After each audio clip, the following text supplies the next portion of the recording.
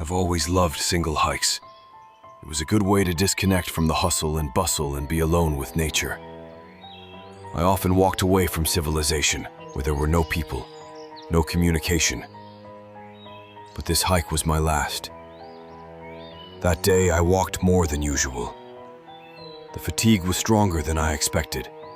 So by 8 p.m., I gathered a camp, put out the fire, and climbed into the tent. I sleep sensitively, especially in the forest. So I always put up the tent so that the entrance was at my fingertips. A knife, as always, in case of uninvited guests, animals, or people. I woke up suddenly. The silence was broken by a quiet, barely audible sound. The tent's lightning slowly unbuttoned. The alarm went off instantly. I grabbed a knife and shouted that I was armed.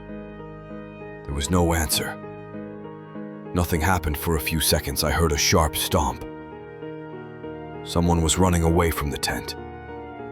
I was sitting with a knife in my hand, tense to the limit. A little time passed, but it seemed that eternity had passed. When everything calmed down, I decided not to test fate. I packed my things in a hurry, left without waiting for the dawn. In the morning, I learned from the news that a man's body was found nearby in this forest. He was brutally killed, and it didn't look like an accident. I immediately realized that the killer came to me that night. I went to the police to tell my story. Of course, I became a suspect. They interrogated me for hours, checked my things, but eventually let me go. There was no evidence against me. Since then, I no longer go on solo hikes. The killer, as I found out later, was never caught.